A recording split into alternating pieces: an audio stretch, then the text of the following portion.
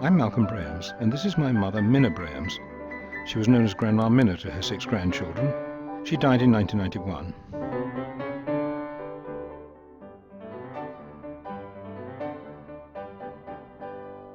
She was brought up by her mother in Newport, Monmouthshire, in what we now call a single-parent family. Despite the poverty of her family, she went to Cardiff University and gained a first in modern languages. She became a teacher, but was required to give that up when she married my father in 1936. Her maiden name was Barnett, but when she was born in Riga in 1909, it was BOROK. This is the earliest picture we have of her, taken in Riga when she was about 2 years old. She used to say, "I was born a subject of the Tsar," but it was only late in life that she wrote about her mother Sarah's time in Riga before the First World War, her mother's marriage to Oscar BOROK, and her own early years. It was my cousin Julia who typed out my mother's manuscript, and I was able to get that scanned and then printed and sent round the family.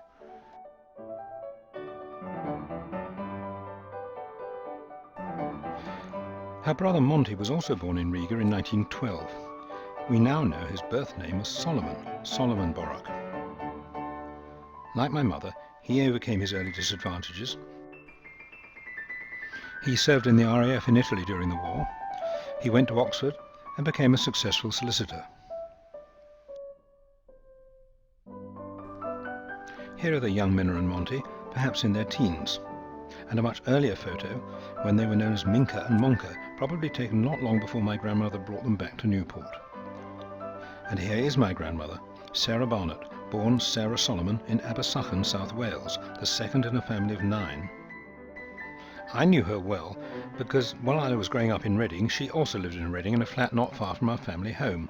She often stayed with us during her frequent bouts of ill health, mostly heart problems.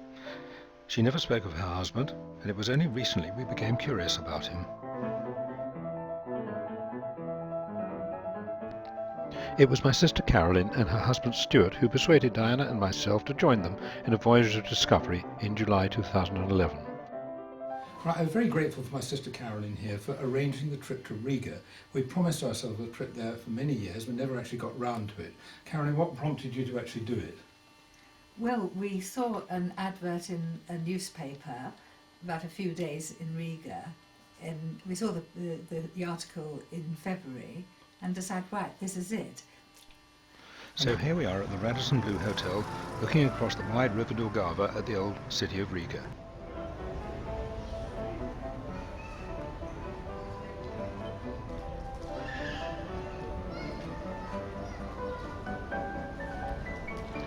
Our morning flight with Wizz Airways was delayed, so we had a late lunch at a local restaurant in the town hall square.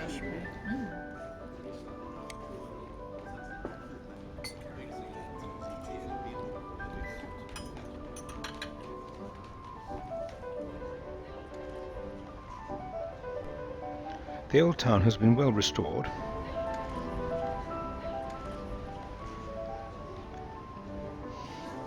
Everywhere there are stalls and shops selling Baltic amber.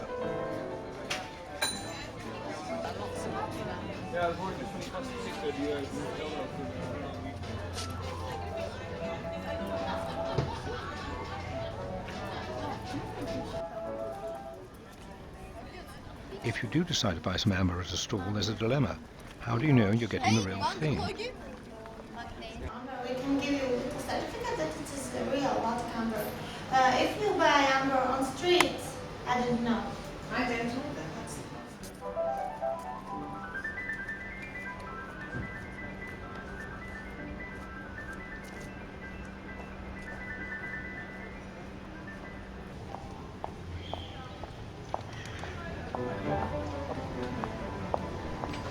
There are lots of museums, galleries and historic buildings.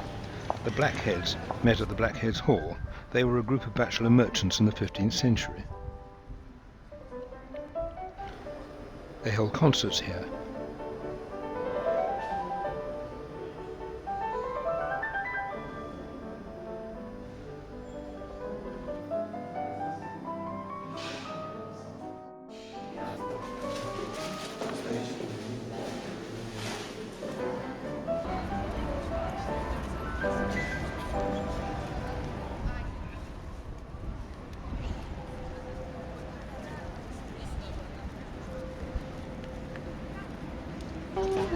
Freedom Monument was built in 1935 and survived the Soviet era. Beyond that, some gardens and a canal separate the historic Old City from the new town.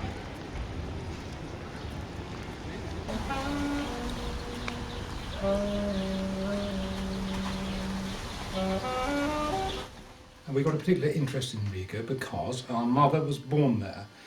Her mother was born in South Wales, and her mother was, I think, born in or near Riga, but went to live in South Wales. My grandma sent to Riga in 1908 to get married. The story is the man who was chosen for her had an illegitimate child, and the woman by whom he had that child turned up on the doorstep of my grandmother's aunt's house saying, "This is your fiancé's child, do you still want to marry him?" So my grandmother said no, and on the rebound married my actual grandfather. Yes, she didn't want to go back unmarried. She felt she had to get married.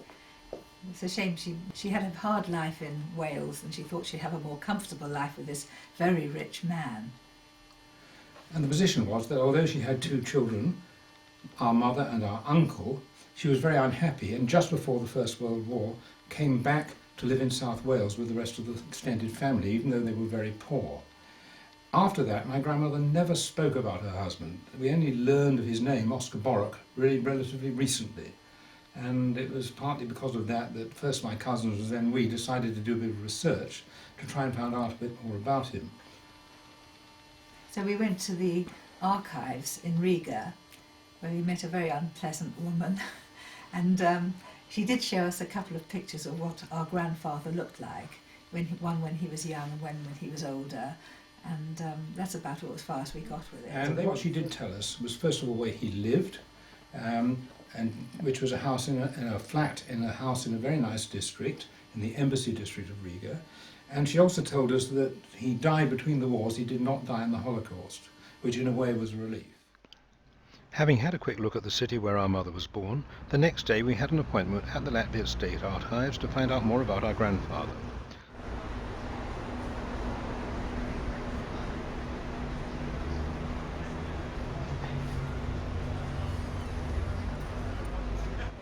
Give us warning so I can see.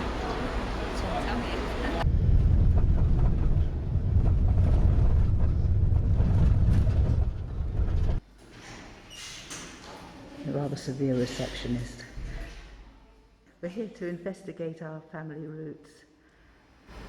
We hope we're going to find more about Oscar BOROK, our grandfather. I think that I'm sure he is to that A and B. Finally, a chance to meet Oscar BOROK.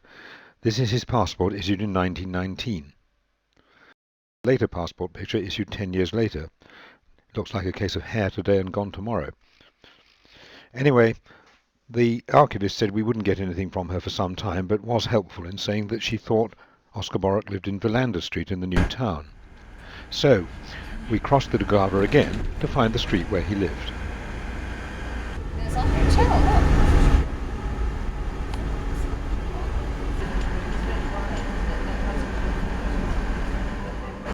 On the way we saw the Russian Orthodox Cathedral.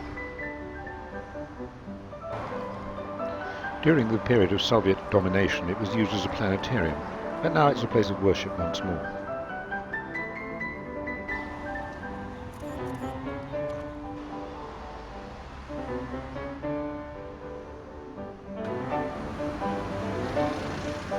The district we were directed to is famous for its Art Nouveau buildings, built around the turn of the 19th and 20th centuries.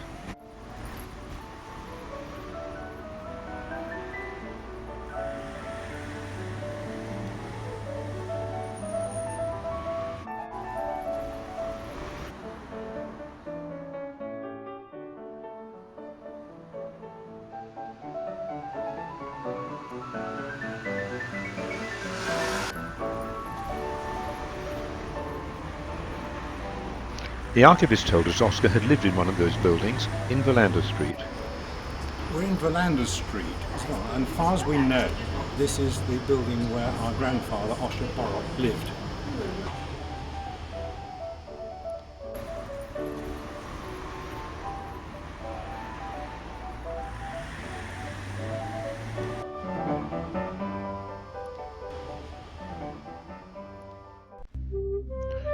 Not far away is the Jews in Latvia Museum. The Jews prospered in Latvia, particularly after the country became independent, and we were told the Jewish population were not herded into a ghetto, at least not until the beginning of the Second World War. Then the Russians started the process when they overran Latvia in 1940, and the following year the Nazis marched in, and all the Jews who were not hidden or managed to escape were exterminated during the next 4 years.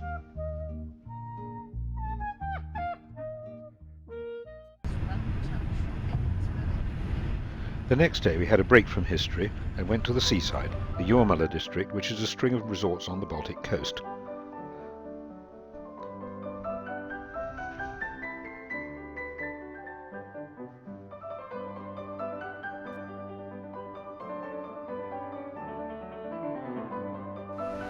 The main resort is Majori.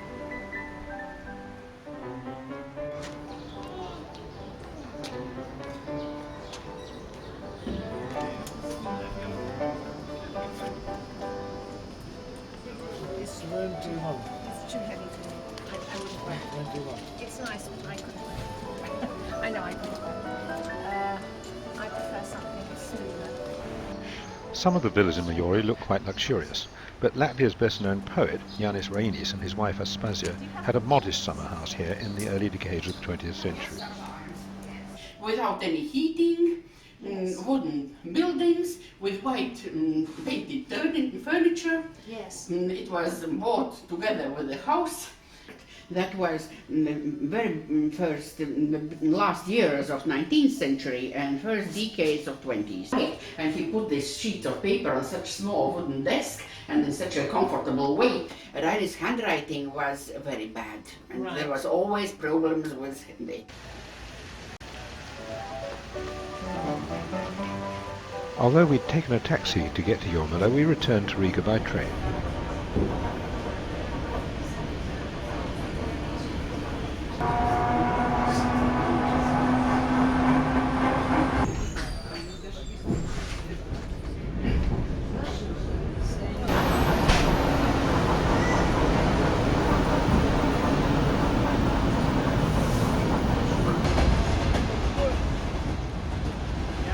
Riga's main railway station is right next to the vast central market.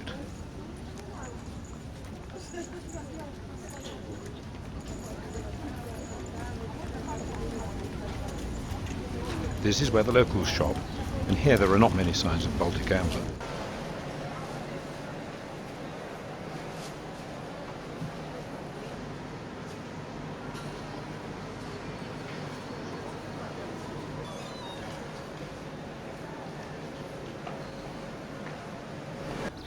From the market we have a glimpse of the only Soviet-style building in Riga, known to the Latvians as Stalin's birthday cake.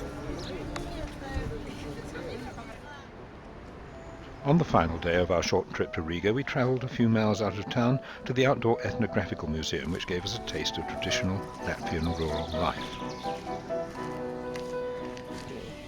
Most constructions are wooden, blend beautifully into the surrounding trees.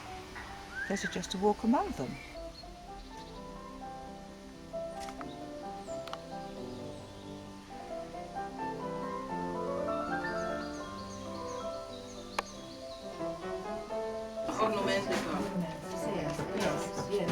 Das arī mein arbeid, und du natürlich meine Arbeit. Ich viel arbeiten. Hier Amber arbeiten. Ja. Das ir Latvijā simbols, stāra.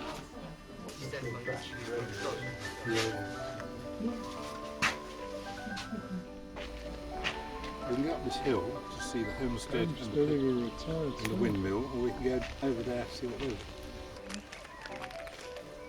That's what's spiting those little things there.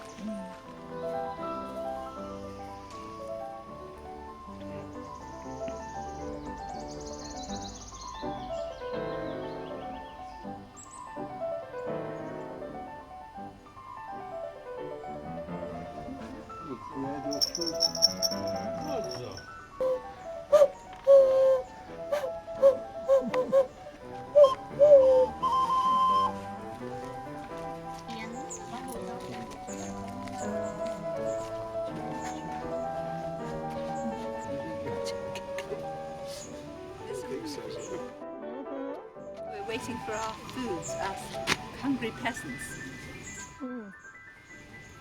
You've got something to eat there, that's yours. Thank you. Are you having one of those things? Yes, I'm having a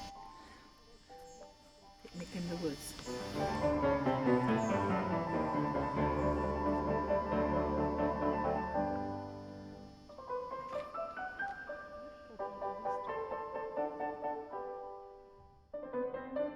Attractive. Well, now we're waiting to get more archive material from the Latvian State Archives in Riga. Unfortunately, they say it's going to take several months, and so we will have to wait patiently.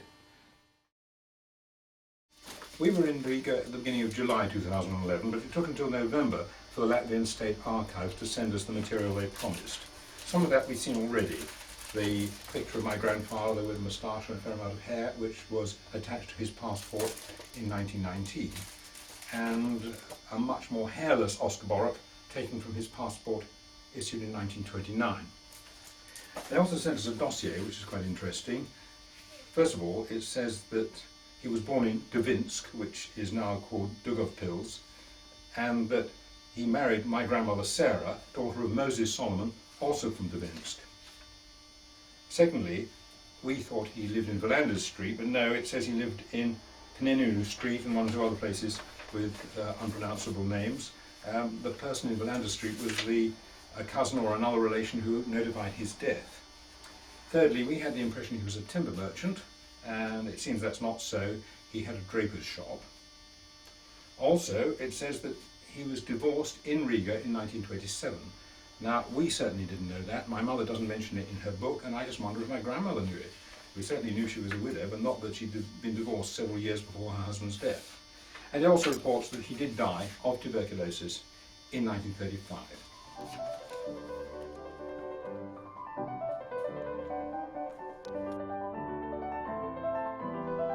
As well as good quality copies of the two passport photos, they also sent us some marriage certificates, both in Hebrew and Russian characters, to add to the marriage record my cousin John discovered some years ago.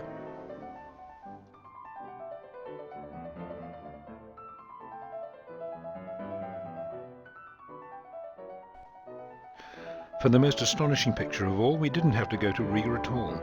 My cousin Panina found she had this photo of her father, Monty, my mother, Minna, and their father, the elusive Oscar BOROK, almost certainly taken when they met him in Berlin in 1929. None of us has found a picture of Sarah and Oscar and the two children together, so this is likely to be the closest we'll get. My mother said that after 1918, Oscar pleaded with Sarah to return to Riga with the children and reunite the family. Who knows what fate would have befallen them if they had done so.